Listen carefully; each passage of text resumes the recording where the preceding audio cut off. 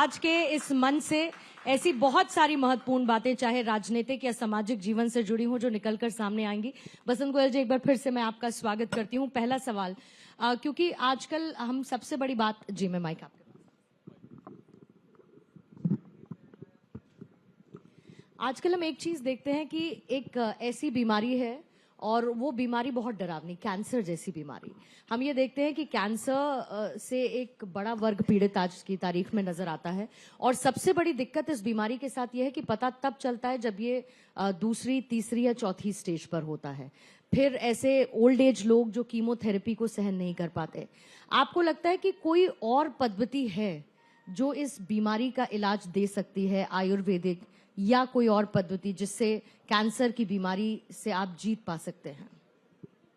नमस्ते दोस्तों, सबसे पहले तो मैं भारत 24 का धन्यवाद देता हूं। जब कभी भी मैं उनके मंच पर होता हूं, अलग अलग क्षेत्र के क्वेश्चन, अलग अलग बातें लोगों तक पहुंचाना एक अलग सी बात होती है। और आज मेरे साथ उन सब 3 लोगों का रहना, मतलब एक ये अलग सा मैं फील कर रहा हूं। पहली बार एक अलग प्लेटफॉर्म आज भारत 24 ने दिया। भारत 24 को मैं दिल से धन्यवाद देता हूं। अब हम शुरू करते हैं। जैसे बोला गया कि कैंसर आज के टाइम में इतनी बड़ी चीज हो गया, जिसको हम डिटेक्ट करते हैं तो सेकंड या थर्ड स्टेज पर कर पाते हैं। उससे पहले हम उसको डिटेक्ट नहीं कर पाते, और जब हम डिटेक्ट कर पाते हैं तो उसके सिर्फ 2-3 ऑप्शन बच पाते हैं। चाहे तो हम कीमोथेरेपी के ऊपर जाएं, चाहे रेडिएशन के ऊपर जाएं। लेकिन क्योंकि एक एज तक फिर भी हम जा सकते हैं कीमोथेरेपी और रेडिएशन के ऊपर, अदरवाइज बहुत डिफिकल्ट है। और उसमें भी ऐसा होता है कि कीमो के बाद भी रिवर्स काउंटिंग की तरफ हम चलते हैं। ऐसा सोचा जाता है कि कभी हम 4 महीने जिए या 4 साल जिए। जिलाने वाला तो परमपिता परमेश्वर है, लेकिन परिवार के जो लोग होते हैं उनके लिए वो एक एक दिन बहुत ऐसा इंपॉर्टेंट होता है। तो मैं सबसे पहले इस बारे में बताना चाहता हूं कि यदि आप गौमूत्र को यूज करते हैं, गौ मां ऐसी हमारी मां है जिनके अंदर सारे देवी देवताओं का निवास है। यदि गौमूत्र को आप सुबह, दोपहर, शाम तीनों टाइम सेवन करते हैं, मेरे पास ऐसा बहुत बड़ा डाटा है जिसने कैंसर को 100% क्लीन किया है। तो गौ माता का कितना बड़ा रोल हमारे समाज, हमारी सोसाइटी में है, ये हम सब लोगों को जानना होगा। दूसरा, आप सब लोग अचंभित होंगे, एक ऐसी चीज मैं बताने जा रहा हूं, बकरी का दूध। बकरी का दूध यदि आज तक हम बात करें तो कई सारे फीवर में हम लेते हैं, क्योंकि आजकल फीवर जो होता है वो मिक्स फीवर होता है, उसमें हम बकरी का दूध यूज करते हैं। लेकिन आज कैंसर में यदि बकरी का दूध हम सेवन करते हैं तो कैंसर को 100% खत्म किया जा सकता है गौमूत्र और बकरी के दूध के साथ। अब बकरी का दूध क्यों, उसकी ऐसी इंपॉर्टेंस क्या है कि उससे कैंसर दूर हो सकता है। बकरी बेसिकली उसके लिए कोई खाना नहीं परोसता कभी। यदि आप देखेंगे सोसाइटी में, बकरी इधर उधर घूमती रहती है हमेशा। तो ऐसे ऐसे वो पत्तियां खाती है पेड़ की कि उसके पास इतनी सारी इम्यून के लिए इतनी सारी चीजें उसके अंदर डेवलप हो जाती हैं। तो जब हम उनका मिल्क पीते हैं तो उनसे जो बैड सेल्स हमारी बॉडी में बनती हैं, जो कैंसर को लाती हैं, वो खत्म हो सकती हैं बकरी के दूध से और गौमूत्र से। यदि नियमित हम गौमूत्र और बकरी का दूध सेवन करें तो मैं वायदे के साथ कहना चाहता हूं कि पेशेंट को कीमोथेरेपी की भी जरूरत नहीं पड़ेगी और रेडिएशन की भी जरूरत नहीं पड़ेगी। और एक अहम योगदान है तुलसी। तुलसी मां है हमारी, हमें उन्हें हमेशा मां के रूप में देखा जाता है। यदि तुलसी के 5-5 पत्ते दिन में 3 बार खाए जाएं, तीनों चीजों का एक कॉम्बिनेशन है, तुलसी के पत्ते, बकरी का दूध और गौमूत्र। यदि हम ये तीनों चीजें लेते हैं तो मेरे पास पता नहीं कितनी डॉक्यूमेंट्री है। और एक ऐसा ही किस्सा मेरी फैमिली के बीच में हुआ, बिल्कुल यंग डॉटर के साथ हुआ, मेरी फैमिली में किसी के साथ। तो वो एक ऐसा दर्दनीय घटना है कि जिसमें सिर्फ लाइफ 6 महीने की बोली गई थी, मैं बीइंग ए डॉक्टर, उसकी जो डायग्नोसिस थी वो एक ऐसी डायग्नोसिस थी जिसमें टोटल लाइफ ही 6 महीने की दी गई थी। वो यूके यूएस में सिर्फ 13 पेशेंट है, इंडिया में तो कोई पेशेंट ही नहीं है। वो 100% गौमूत्र, बकरी का दूध और तुलसी के पत्ते, उनके साथ जो 6 महीने की लाइफ थी वो तो बात ही खत्म हो गई, सारी रिपोर्ट ही चेंज हो गई। ये मेरा खुद का, मेरे रिलेशन का किस्सा है जो मैं आप लोगों से शेयर कर रहा हूं। तो यदि आप सब लोग 1-to-1 चेन बना के लोगों के बीच में ये बात लाते हैं, इसमें कोई भी चीज ऐसी नहीं है जिसको हम नहीं ला सकते। गौमूत्र है, आज सब कंपनियां बनाती हैं। यदि हम बकरी के दूध की बात करें, बहुत आराम से अवेलेबल है। तुलसी माँ तो हमारे घर में होती ही है। तो यदि इन 3 चीजों का सेवन करें तो जो मेरे साथ आप बीती है, जिसमें सिर्फ लाइफ ही 6 महीने की थी, वो रिपोर्ट चेंज हो गई। और रिपोर्ट चेंज होकर जो पेशेंट उससे कहीं ना कहीं उनकी रिपोर्ट्स में पॉजिटिव था, वो 100% खत्म हो गया। तो ये एक ऐसा चमत्कार है जिसने मेडिकल की हर चीज को हिला दिया। आज वो बिल्कुल स्वस्थ हैं, 100% अपनी जिंदगी जी रही हैं। तो सबसे पहले तो परमपिता परमेश्वर ही होते हैं, मैं उनसे ऊपर तो किसी को नहीं मानता कि उनसे ही चीजें होती हैं। लेकिन उसके बाद इन सिर्फ 3 चीजों ने, जिस पेशेंट को 300 साइकिल कीमोथेरेपी के बताए गए थे, 900 कीमोथेरेपी, वो आज पेशेंट 100% ठीक है। उससे किसी भी ऑर्गन में किसी भी तरीके का कोई इंपैक्ट नहीं आया। तो उसने मेडिकल साइंस को फेल किया है। तो यदि हम पुराने जमाने में बात करें, जब साधु संत होते थे, तब कहीं कीमोथेरेपी तो होती नहीं थी, रेडिएशन नहीं होता था। तो आज भी यदि हम उस पत्ती को यूज करते हैं, तो ये एग्जाम्पल मेरी खुद की जिंदगी का है कि 100% डायग्नोसिस चेंज हो गई, जिसमें जिंदगी ही सिर्फ 6 महीने की थी। तो इससे बड़ा लाइव एग्जाम्पल आज के दिन मैं नहीं दे सकता।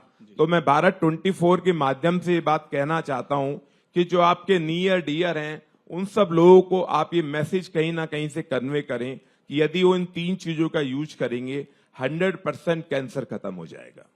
सर, आपने अभी सनातन पद्धति का जिक्र किया, तो इसी से जुड़ा हुआ एक सवाल मेरा ये है कि भगवान ना करे ऐसा किसी के साथ हो, लेकिन कई बार किसी के साथ अनहोनी हो जाए, शादी हुई और उसके कुछ ही वक्त के बाद जीवन साथी का देवलोक गमन हो जाए, तो इस सिचुएशन में क्या सनातन पद्धति ये कहती है कि अब ये महिला आगे किसी भी शुभ काम में हिस्सा नहीं ले सकती? आप क्या सोचते हैं इस बारे में? दोस्तों, बहुत इंपॉर्टेंट क्वेश्चन है जो आप सब लोगों को भी सुनना है और आप सब लोग आगे भी फॉलो कराएं सब लोगों से। किसी का देवलोक में गमन हो जाना ये हमें नहीं पता। प्रभु ने किसी की भी लाइफ डिसाइड की हुई होती है, उनकी एक भी सांस उससे ज्यादा नहीं हो सकती। किसी का देवलोक गमन हो गया और उनकी रिसेंट शादी हुई हो, 6 महीने हुए हो या 10 साल हुए हो या 5 साल हुए हो, इसमें कहीं भी उस स्त्री का तो कोई रोल नहीं है। लेकिन यदि आप देखेंगे तो लोग अपने शुभ काम में खुद भाई भी बहन से आज हटने लगा है। कोई ऐसा रिसेंट किस्सा अभी मेरी जिंदगी में हुआ, किसी के यहां मैरिज थी तो वहां उस अपनी बहना को हटा दिया गया कि उनके साथ कोई ट्रेजेडी हुई, उनके हस्बैंड एक्सपायर हो गए थोड़े दिन पहले। तो कोई भी सनातन धर्म ये नहीं कहता कि यदि किसी की जिंदगी में कुछ ऐसा हो जाए कि उसके हस्बैंड एक्सपायर हो जाए तो वो कोई शुभ काम नहीं कर सकती। ये मैं दिल से, आत्मा से कहना चाहता हूं आप सब लोगों को और भारत 24 के माध्यम से कि कभी भी उन सब लोगों को डिमोरलाइज ना करें, उनको हमेशा मोरलाइज करें और उनको हर जो भी उनकी जिंदगी में इवेंट है उसका हिस्सा बनाएं। ये उनके लिए सबसे नेगेटिव है उनकी लाइफ का। पहले तो उनकी लाइफ में से उनका पार्टनर छिन गया। फिर जब हम सोसाइटी में होते हैं, एक अच्छे काम के लिए होते हैं, वहां 400, 500, 700 लोग होते हैं, वो एक अकेली खड़ी होती हैं। कितना फील होता होगा उनको कि एक मेरा भाई अपनी बहन को नहीं बुला रहा है उस शुभ काम के लिए। तो मैं ये वायदे के साथ और भगवान से दुआ दे के ये बात कहना चाहता हूं कि सब लोग इस बात को अडॉप्ट करें कि यदि किसी के साथ जिंदगी में ऐसा कोई पल हो जाए, ऐसा पल हालांकि हो ना कभी किसी की जिंदगी में, कितना मुश्किल है उनको जीना ये तो भगवान जानता है, ये हम सब लोग फील नहीं कर सकते। 10-12 दिन बाद हम उनकी जिंदगी से अलग हो जाते हैं, वो जिंदगी उनको जीनी है और कितना मुश्किल आज के समाज में उसको जीना है, ये आसान काम नहीं है। और फिर हम उसके बाद जब ये ओकेजन्स होते हैं उन ओकेजन्स में अलग कर देते हैं, तो इससे बुरा कुछ नहीं हो सकता।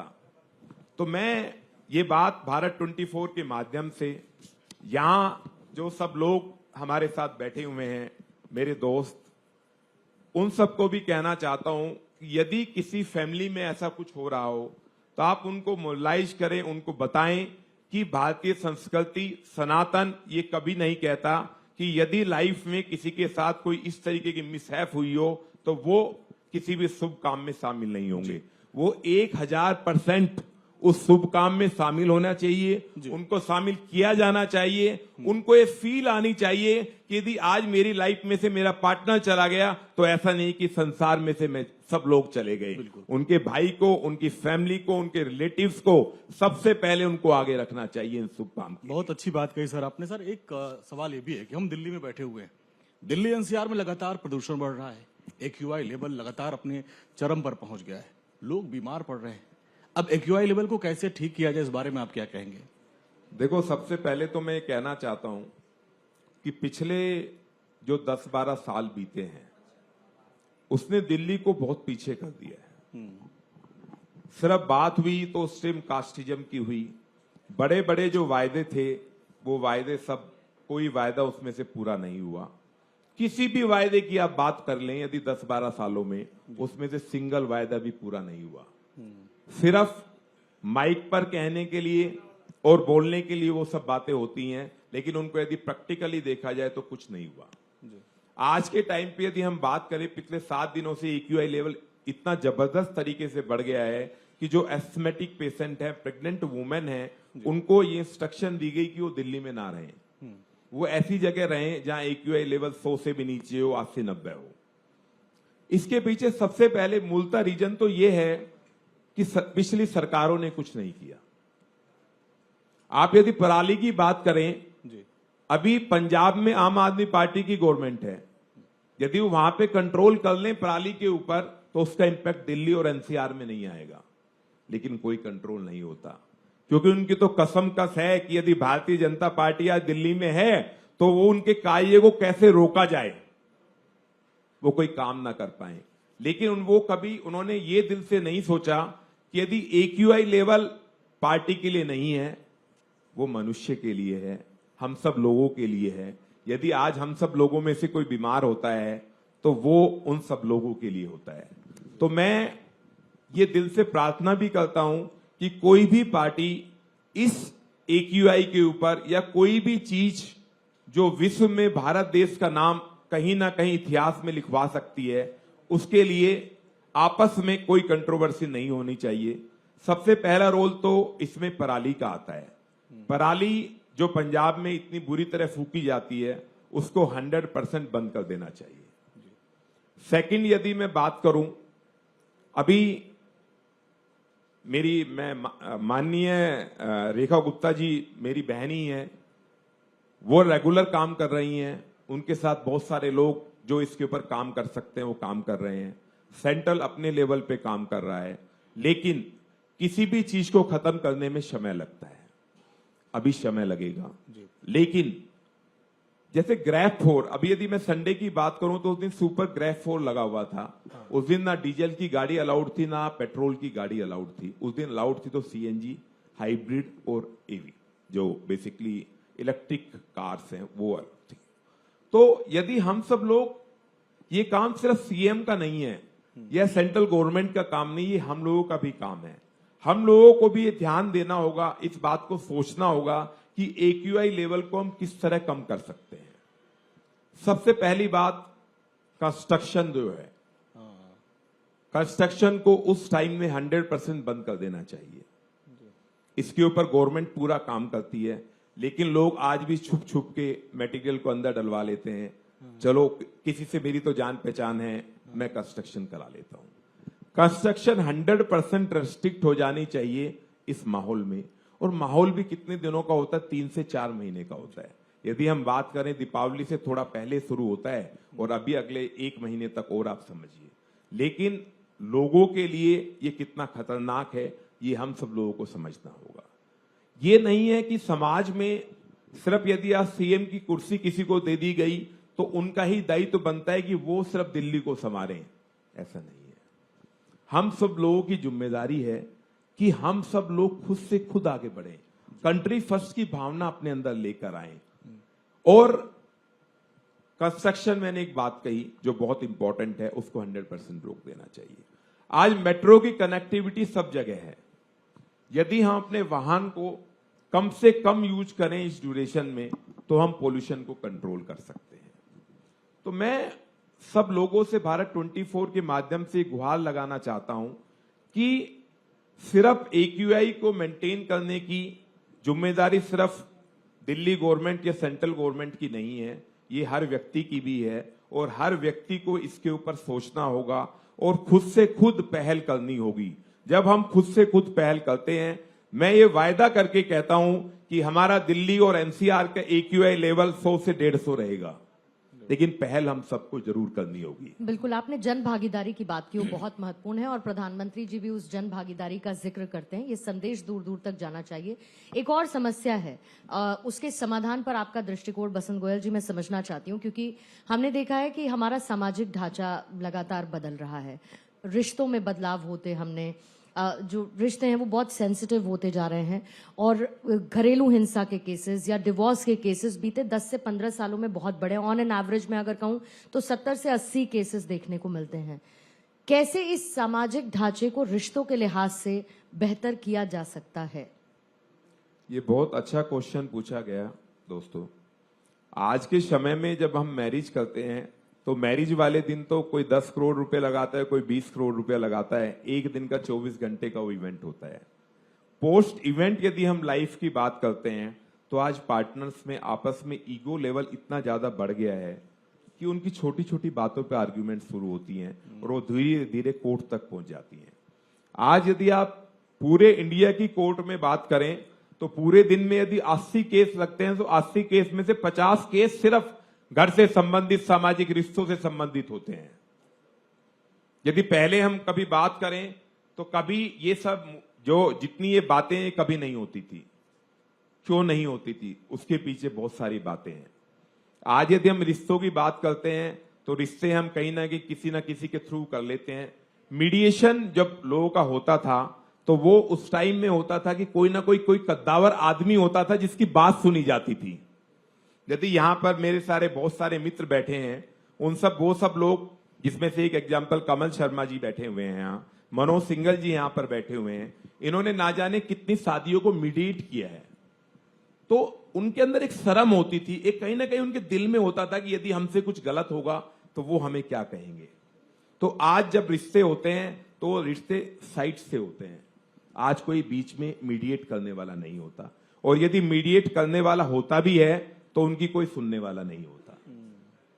तो मैं ये भारत 24 के माध्यम से कहना चाहता हूं कि जब भी हम पुण्यसूत्र बंधन में बंधने की बात करें उसमें कोई ना कोई मीडिएटर ऐसा हो जिसकी एक स्ट्रोंग भूमिका हो समाज के प्रति, समाज भी सुने और हम सब लोग भी उनकी बातों को सुने।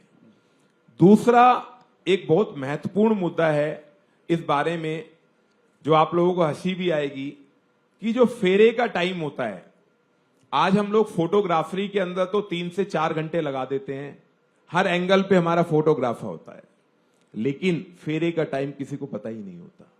हमारे फेरे नामुमन, आज के जो वैदिक दृष्टि से यदि हम बात करें तो जो टाइम पंडित जी ने दिया हुआ होता है 90% केसेज में वो उस टाइम फेरे नहीं होते। ये कहीं ना कहीं शुरुआत उसी दिन से हो जाती है। तो फेरों का समय यदि सनातनी और वैदिक टाइम से होता है तो ये हम सब लोगों को ध्यान रखना होगा कि फेरे के समय के टाइम में फेरे होने चाहिए, क्योंकि उस दिन हम अग्नि को साक्षी मान के पुण्यसूत्र बंधन में बंधने जा रहे हैं। ये कोई छोटी मोटी बात नहीं है। एक कन्या जो अपने घर में पली बड़ी हो, उस दिन वो अपना समाज, अपनी दुनिया, अपना घर छोड़कर किसी दूसरे घर में जा रही होती है। उस दिन उसके माँ बाप उसका कन्यादान कर चुके होते हैं, और कन्यादान का मतलब माना जाता है कि इससे बड़ा दान तो है नहीं, लेकिन यदि उस लड़की के बारे में मैं बात करूं तो उसका सारा कल्चर, सारा परिवार से उस दिन एक तरीके से मैं कहूं तो एक बाय बाय हो जाती है कि वो उनके साथी तो बनकर रहेंगे, लेकिन यदि उनकी लाइफ एंटायरली 100% लाइफ चेंज हो जाती है, मैरिज के बाद जो नेक्स्ट डे होता है तो नेक्स्ट डे उनकी लाइफ बिल्कुल डिफरेंट होती है, वो अपना घर छोड़ चुकी होती है। तो मैं ये सब लोगों को ये बात कहना चाहता हूं कि उनको बेटी के रूप में अडॉप्ट करें, बहू के रूप में अडॉप्ट ना करें। क्योंकि आज यदि आप देखेंगे तो मैरिज से पहले तो अक्सर आज लोगों का मिलना होने लगा, पहले तो मिलना नहीं होता था, ये आप सब लोग मानेंगे। लोग मिलते हैं, अलग अलग जगह मिलते हैं, उनको तब तो कोई ना कोई गिफ्ट दे रहा होता है, आज आपको एक चेन दे दी, एक आपको अंगूठी दे दी। जब हम मैरिज का नेक्स्ट डे होता है उस दिन हम अपने पार्टनर के साथ फंडामेंटल राइट समझते हैं कि आज तो इनके साथ हमने फेरे कर लिए, तो फेरे करने के बाद कल से तो मेरा अधिकार हो गया कि जैसे मैं चाहूंगा वो ऐसे मोल्ड होंगी। तो ये हर पार्टनर को अपने पार्टनर के लिए समझना होगा कि वो अपना घर छोड़ के आई है, जिसने पूरी जिंदगी अपने घर में जी, चाहे वो 25 साल बाद शादी हुई या 30 साल बाद हुई या 20 साल बाद हुई, उसने अपनी सारी संस्कृति को छोड़ा है, अपने माँ बाप को छोड़ा है, अपने भाई बहन को छोड़ा है। तो वो चीज उस पार्टनर में होनी चाहिए कि उसको ये बात पता होना चाहिए कि वो अपना घर छोड़ के आ रही है, और आप उसी दिन से उसके फंडामेंटल राइट अपने शुरू कर देते हैं कि जब हम तो 7 फेरे में घूम के आ गए, और 7 फेरे की बातें तो अगले दिन छूट जाती हैं, और सुबह मॉर्निंग टी से लेकर और रात तक सिर्फ ये होता है मेरा खाना अभी तक नहीं बना, क्यों नहीं बना, मैं ठंडा क्यों खाऊं। चाहे वो व्यक्ति उस शादी के पहले दिन तक ठंडा खाना खा रहा हो, लेकिन उससे अगले दिन उसे लगता है कि उसका लाइफ पार्टनर उसको गर्म खाना दे, वो उसका इंतजार करती मिले। तो क्या आपकी मोरल ड्यूटी नहीं है कि जो पार्टनर अपनी सारी जिंदगी सारा परिवार छोड़ के गया है, आपकी भी उसके प्रति मोरल ड्यूटी बनती है कि आप उसका इंतजार करें कि किचन से वो खाना बनाकर लेकर आए, और आप उसकी वहां पर हेल्प भी करें और उसके साथ साथ बैठकर खाना खाएं। क्या आप सब लोगों को ये नहीं लगता, जब सब लोग ये समझते हैं कि हमें तो गर्म रोटी मिलनी चाहिए और हमारा पार्टनर खाए या ना खाए इससे कोई फर्क नहीं पड़ता, क्या आप सब लोगों को ये चिंता नहीं होती कि वो अपना घर छोड़कर आई है। आज 1 महीने बाद भी बात करते हैं तो डोमेस्टिक वायलेंस से केस शुरू हो जाते हैं। क्या उस दिन जिस दिन हम फेरे ले रहे होते हैं, 7 फेरे ले रहे होते हैं, अग्नि को साक्षी बनाते हैं, क्या उस दिन आप लोगों को पता नहीं होता कि ये पार्टनर हमारी लाइफ पार्टनर बनने जा रही है, हमें सारी जिंदगी इसको संजो के रखना है। और संजो के जब भी हम रख सकते हैं जब उस लाइफ पार्टनर को ये सोच कर रखें, पर्टिकुलरली जो उसका लाइफ पार्टनर है कि उसने अपना घर छोड़ा है मेरे लिए। और यदि मैं उस लाइफ पार्टनर के माँ बाप की बात करूं, वो सास ससुर के माध्यम से तो उसको देखते हैं, कभी उसको माँ बाप के माध्यम से जाकर देखें। उसको क्या चाहिए, छोटी छोटी बातें। यदि उसने अच्छा खाना बनाया तो उसको छोटा सा एप्रिसिएशन मिल जाए, आज आपने बहुत अच्छा खाना बनाया। आपके घर के संस्कार, आपके माँ बाप के संस्कार हमारे साथ हैं, तो उन लोगों को ये फील आनी चाहिए कि वो लड़की अपना घर छोड़ के आई है। लेकिन क्या होता है आज के टाइम में, 2-3 दिन बाद ही सास ससुर तो एक जब बहू के रूप में देखते हैं, वो तो कहते हैं बहू नई बहू आई है, खाना अच्छा नहीं बनाया।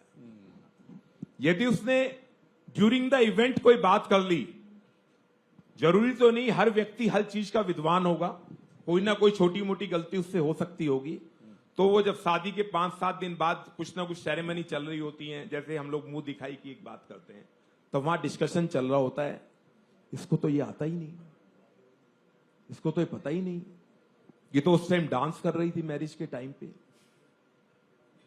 लेकिन ये कभी हमने सोचा कि वो अपना सारा परिवार छोड़ के आई है और उसको ये सारी बातें कुछ हम भी सिखा सकते हैं, क्रिटिसिज्म में ना ले जाके उसको उस प्यार से अपनी बेटी के माध्यम से ये चीज सिखाएं कि ये मेरी बेटी आई है। क्योंकि यदि उनके घर में भी बेटी है तो वो भी कल पराया धन बन के कहीं जाएगी, तो वहां तो हम सोचते हैं जब वो पराया धन बन के जाती है कि वहां वो बेटी बन के रहे, बहू बन के ना रहे।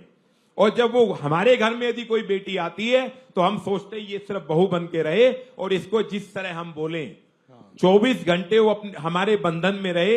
यदि उसको किसी प्रोग्राम में जाना है, अपने घर जाना है किसी बात के लिए, तो 10-10 बार हमसे इजाजत ले तब वो हमारे घर जाए। तो मैं ये बात भारत 24 के माध्यम से कहना चाहता हूं कि ये सब बात सब लोगों को समझनी होगी। जिस भी घर में शादी का माहौल होता है, शादियां होती हैं, तो उन सब लोगों को ये समझना होगा कि वो बहू नहीं बेटी है।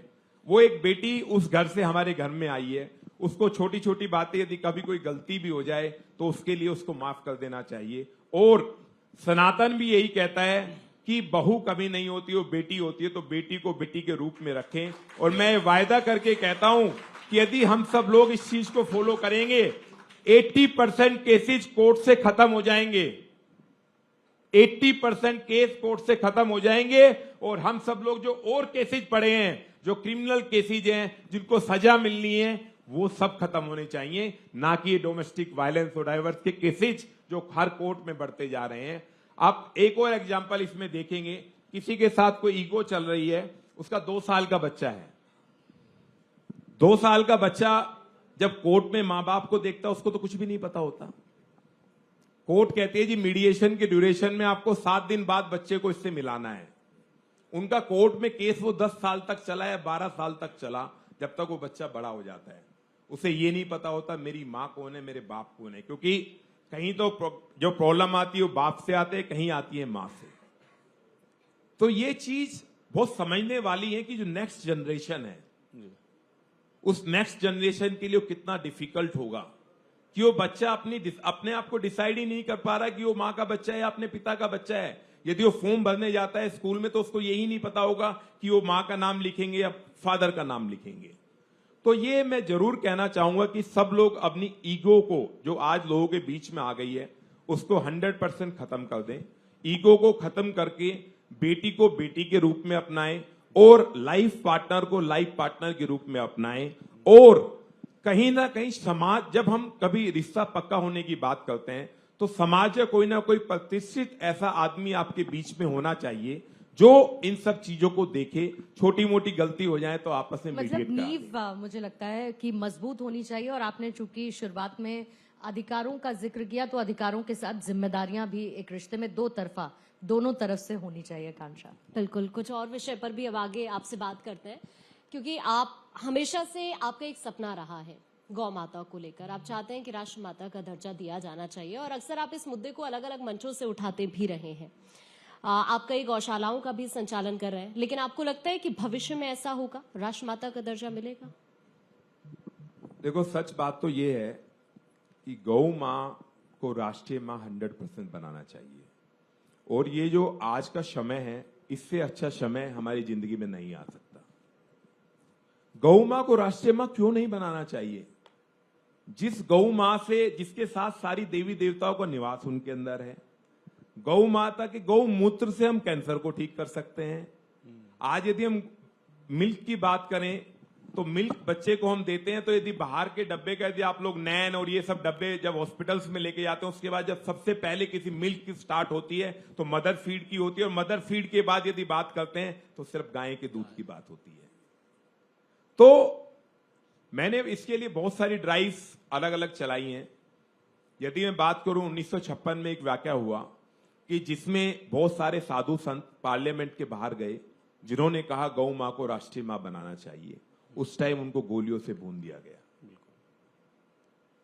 इस साल हम लोगों ने एक मुहिम चलाई कि हम उस पार्लियामेंट के बाहर, जहां उन लोगों को गोलियों से भूना गया था, वहां हम लोग गौ माता के साथ गए, वहां पर बैठे और बहुत शांतिपूर्वक, ऐसा नहीं था कि हमें कोई एक्शन था कि कोई बात ऐसी होगी कि ये किसी को दुखी करे या 144 वहां लगा होता है उसके प्रति कोई वो बात ना हो।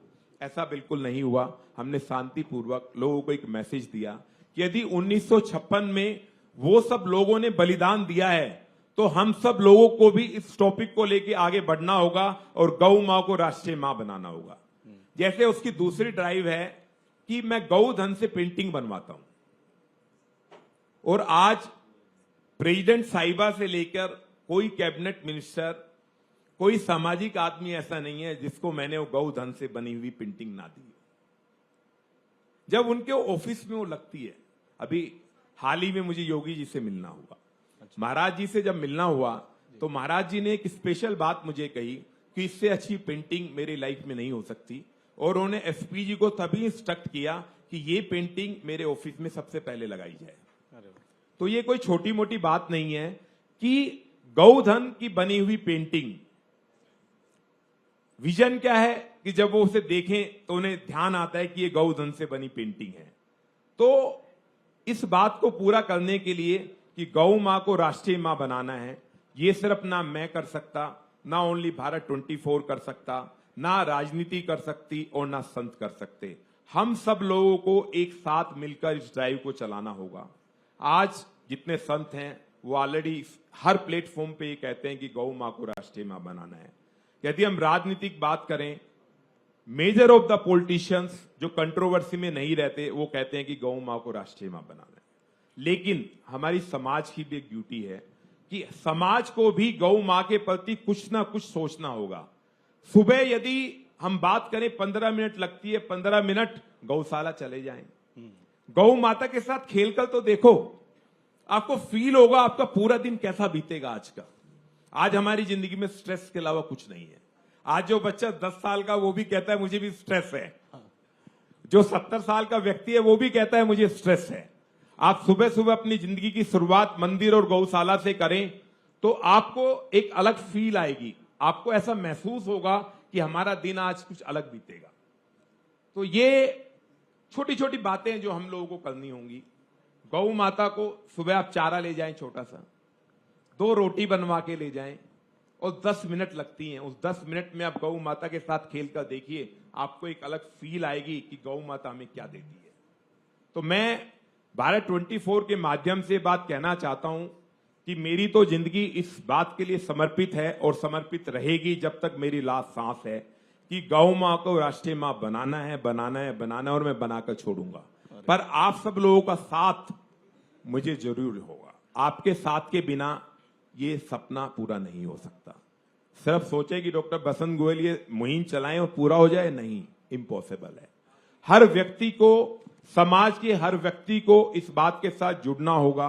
और जब हम किसी मुहिम को छेड़ लेते हैं, जैसे हम राम मंदिर की बात करते हैं, राम मंदिर एक 500 साल का सपना था, क्या पूरा नहीं हुआ? हो गया ना पूरा। सब लोगों ने सोचा, यदि उस टाइम में जितने लोग शहीद हुए, आज यदि ऊपर वो भगवान बन के बैठे हैं, आज इनको कितनी खुशी मिलती होगी कि राम मंदिर बन गया। आज हर व्यक्ति इंडिया से बाहर भी जो आता है वो सबसे पहले उसकी इच्छा होती है हम राम मंदिर में जाएं। हमारे व्यक्तियों के बीच में, समाज में भी जब लोग होते हैं तो उनकी भी एक इच्छा होती है कि हमें राम मंदिर जरूर जाना है। जब भी समय मिलता है हम राम मंदिर जाते हैं। तो यदि राम मंदिर का सपना पूरा हो सकता है तो गौ माता का सपना क्यों नहीं पूरा हो सकता?